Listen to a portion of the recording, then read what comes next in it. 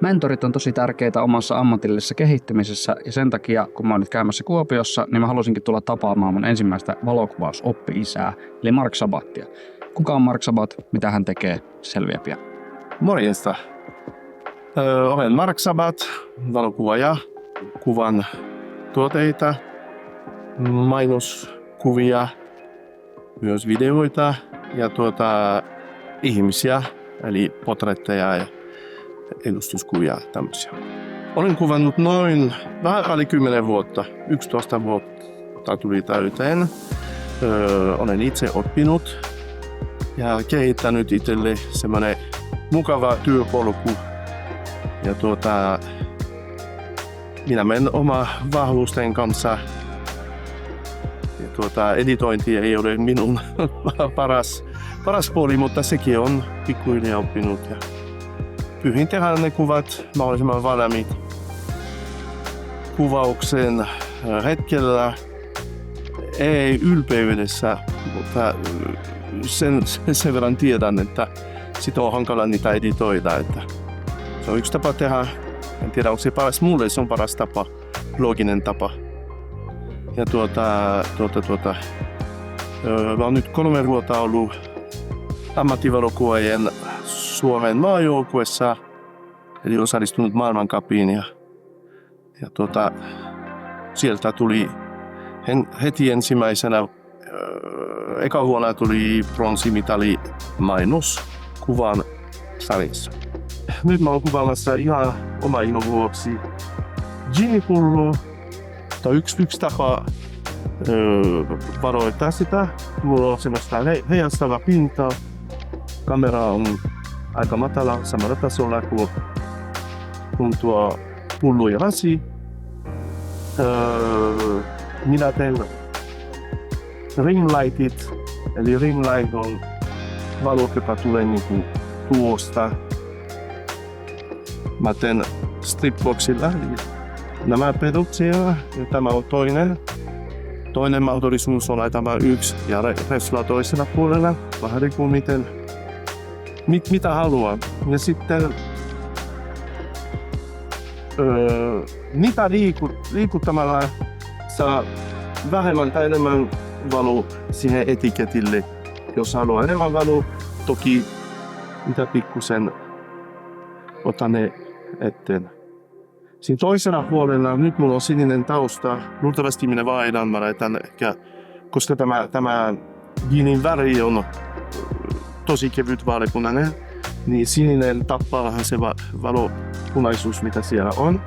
Eli luultavasti mä vaihdan tuon tausta vielä.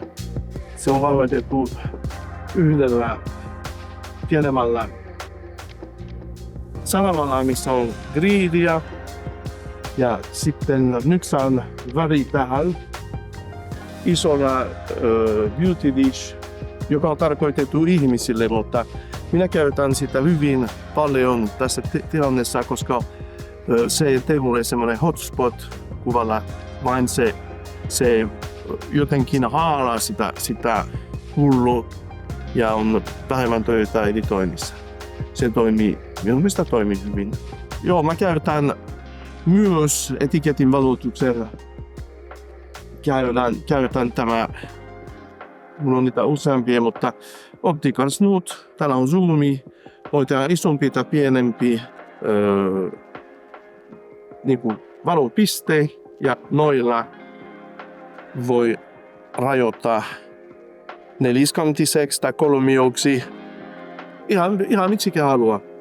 Sitten on vieläkin tämmöiset nimeltä Gobo, niin tämmöiset pyöreät, mitä voi laittaa vielä niin kuin sisälle ja voi patterneja, kuvioita, mutta tää on hyvä. Tämä on mitä mä tarvitsen.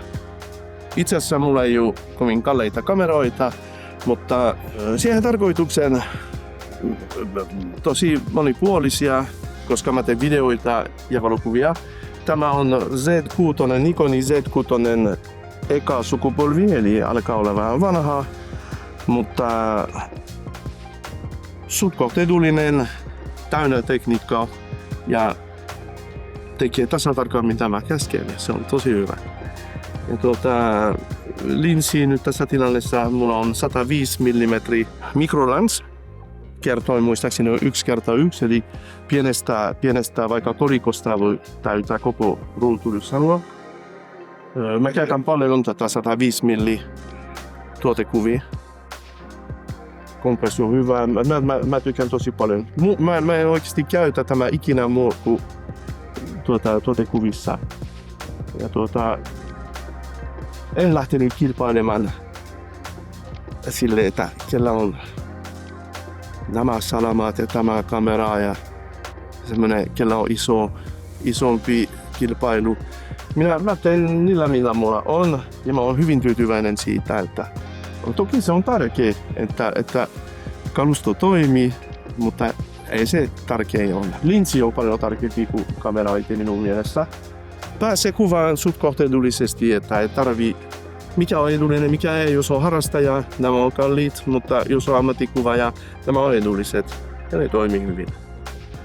Kun teen itekseen töitä, mulla ei ole assari, mä oon aina yksin, niin mä käytän tämä. Kaukosaadin käytän tosi paljon. Jos mä haluan säätää ne valot, minun tarvii joka kerta tulla kamerasta päällä. Mä kuvaan paljon nestemäisiä kuvia, missä on roiskeita, niin pitää tiputtaa jotain lasia. Mä otan kuva tällä, toimii hyvin. Ei muuta. Sitten mielikuvitus. Ja niitä on niin paljon tehnyt, että mulla oli vähän aikaa sitten workshop täällä. Niin kamera-asetukset tuskin minä ikinä niinku muokaa. Mulla on täällä edelleenkin sama F8, iso 100 ja 200 nopeutta. Tämä on se lähtökohta. Niin toki jos mä teen roiskekuvia isot, mä nostan isot, koska salamat pitää olla todella pienellä, että se pysäytää liike. Muuten mä en koske suunnilleen ikinä tuo. Jos mä tarvitsen syvää terävyyttä, mä mieluummin otan enemmän kuvia ja yhdistän ne fotarilla, kun voisin laittaa vaikka f2.2. Mutta sitten se kuvan laatu kärsii jonkun verran. Mieluummin mä teen useampia kuvia ja se toimii hyvin. Se on minun tapa tehdä hommia. Se ei tarkoita siitä, että se on paras tapa, mutta mulle se on niinku luonteva tapa. Ja se toimii hyvin. Ainakin niinku kilpailujen perusteella, jos maailmancupista alkaa tulla jonkun palkinto, noilla kaloilla kyllä ne riittää, sanoisin. Ja sitten mä kuvan myöskin aika paljon ihmisiä. Mulla on hyvä kontakti ihmisten kanssa. Ja yleensä kun ne lähtee täältä, ne on tyytyväiset, koska monet uskoo, että tää on pahempi kuin hammaslääkäri. Ei ole. Täällä musiikki soi ja kahvi tippuu joka kertaa. Ja minun työ, kun kuvan ihmisiä, mun työ on enemmän siitä, että mä saan ne ihmiset rentoutumaan ja unohtaa, että nyt pitää tehdä valokuvan niistä. Jos ja kun onnistuu, siitä alkaa tulla hyviä kuvia. Että Roomassa vuonna 2022 commercial-kategori pronssimitali maailmancupista. Tämä on ehkä minun paras saavutus tähän asti. Nyt niitä on muutama, mutta en harrasta niin kovasti enää. Ottakaa siis kaikissa somessa haltuun Studio Sabat, jos ette vielä ole ottanut. Mä oon Myöhäisen Teemu ja nähdään seuraavalla kerralla. Sydän on siellä, missä Puijon torni näkyy. Ei näy kyllä hirmu paljon, mutta seuraavan kertaan.